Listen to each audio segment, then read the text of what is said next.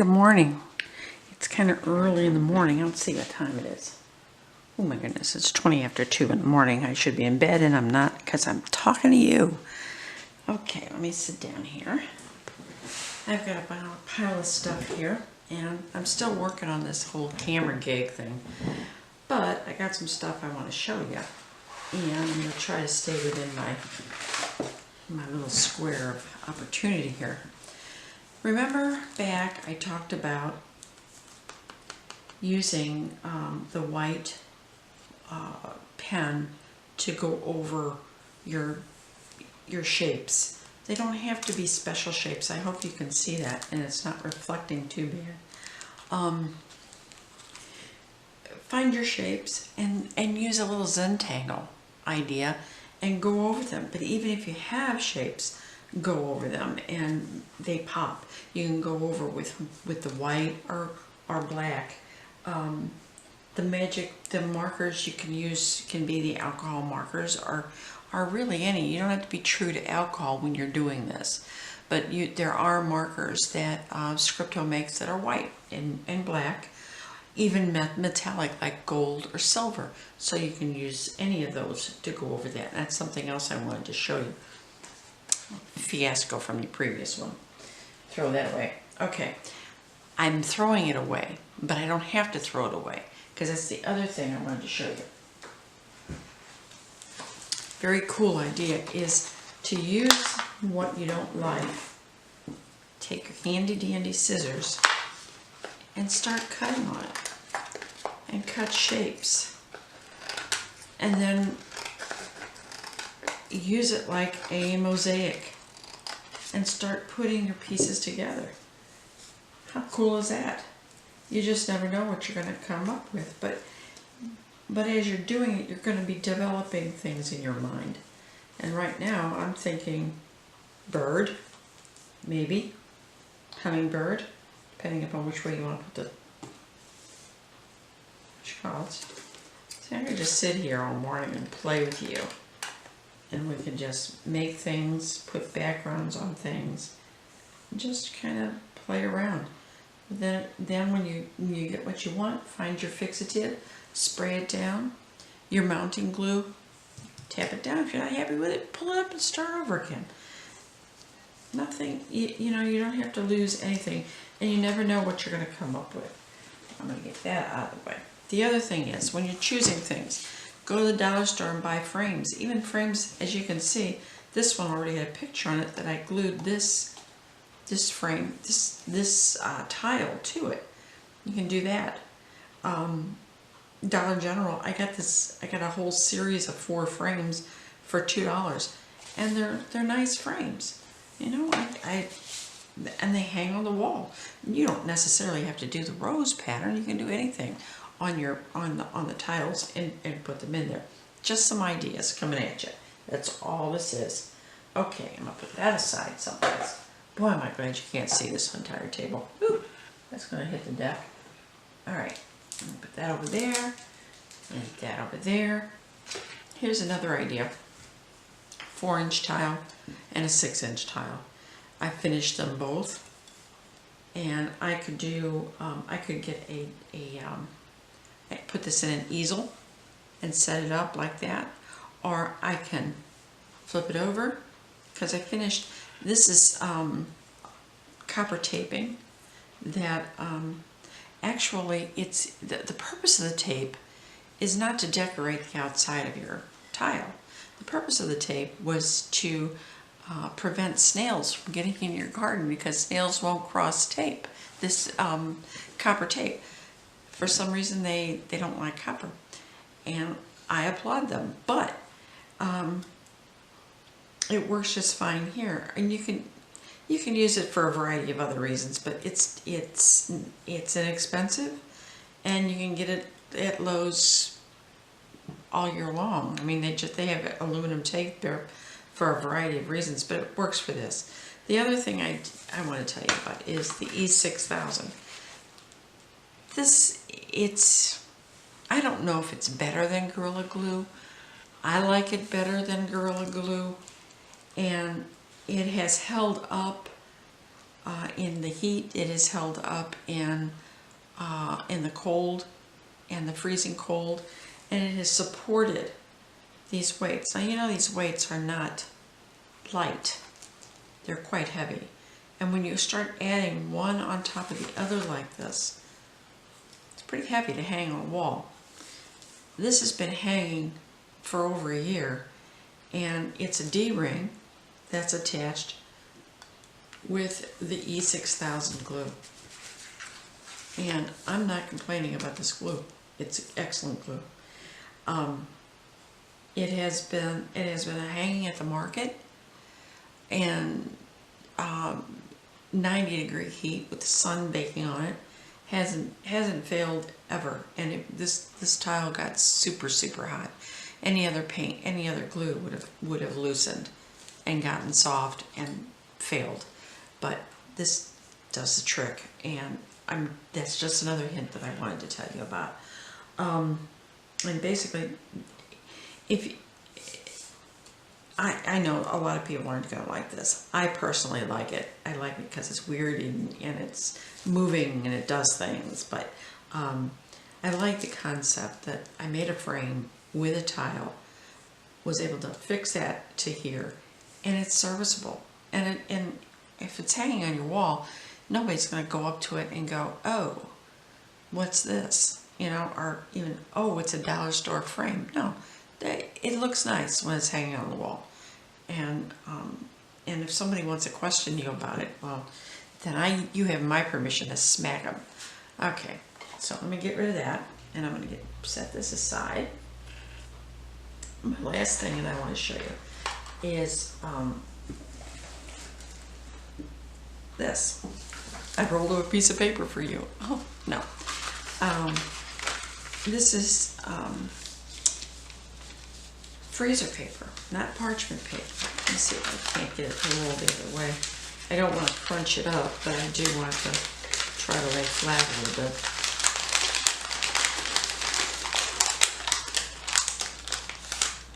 Everybody's sleeping at my house, but me. Okay, as you can see, it's shiny on one side.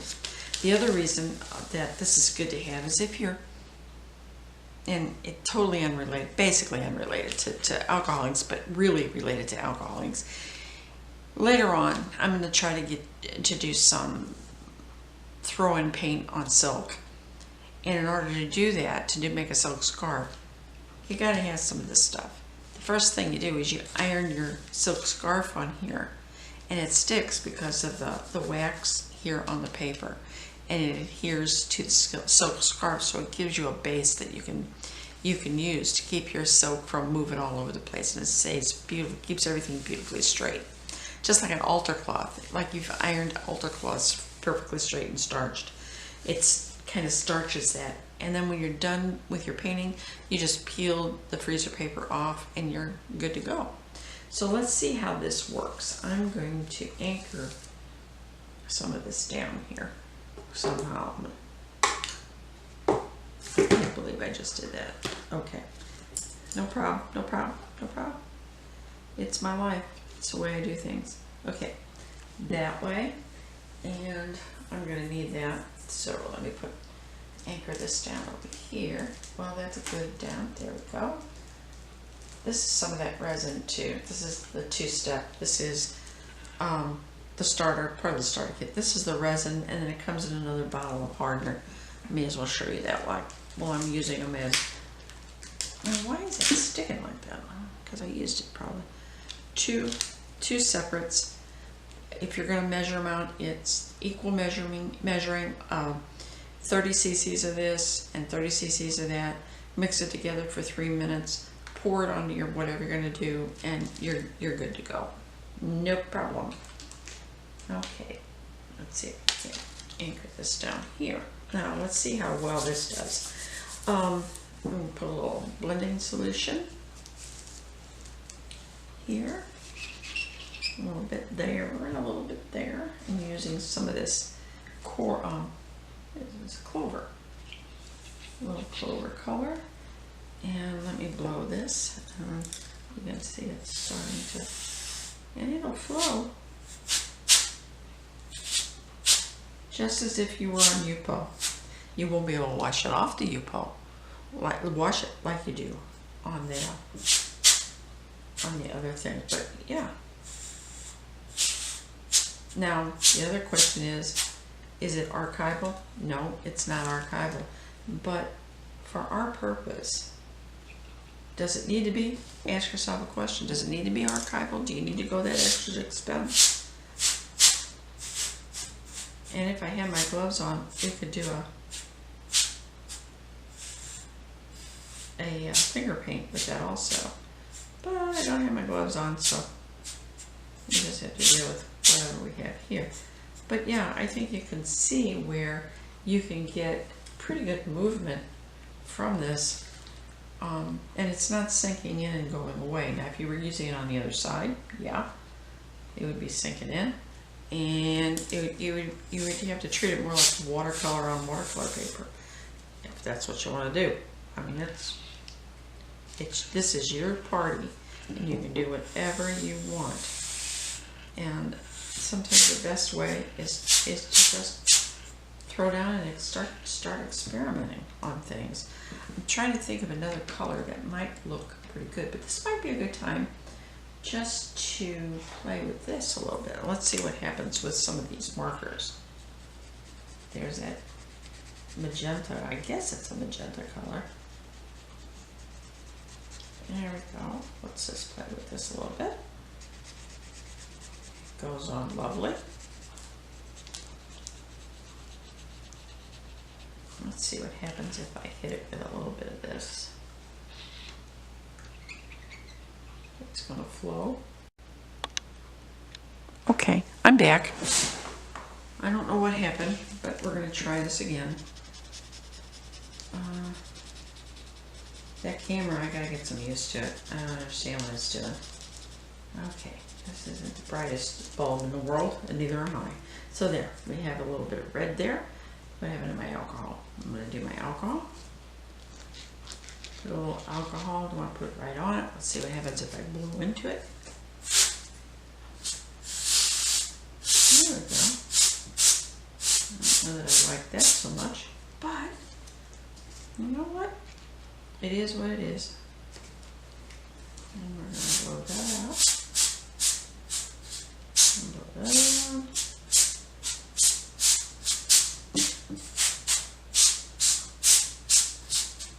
Let's see, with a little bit of ink over here, make that a little darker. Probably annihilate that a little bit.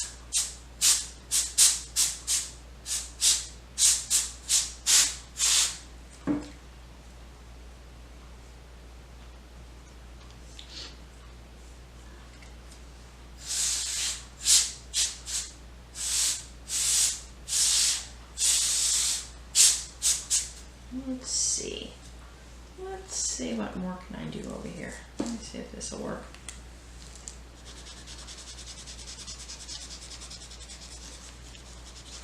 Let's see, this one is really moving, and I don't know what color this is. This is, I don't know. We're going with it though.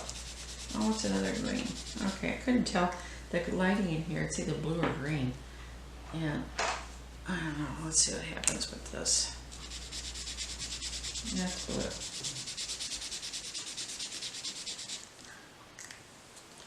Alright, here we go. Try a little more here. And let's blow. Remember, this is just experimentation. We're not going for the gold or anything. So.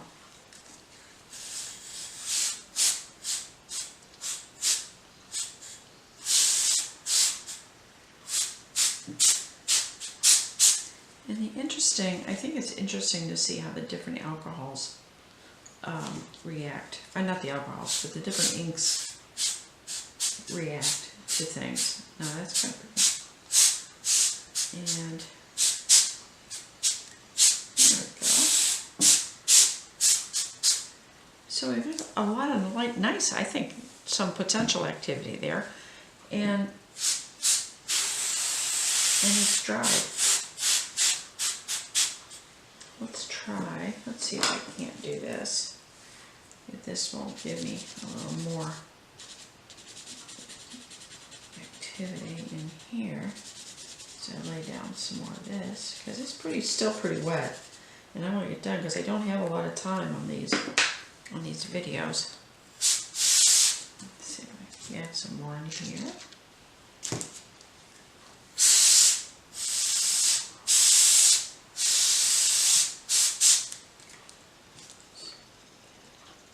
Get that to move a little more.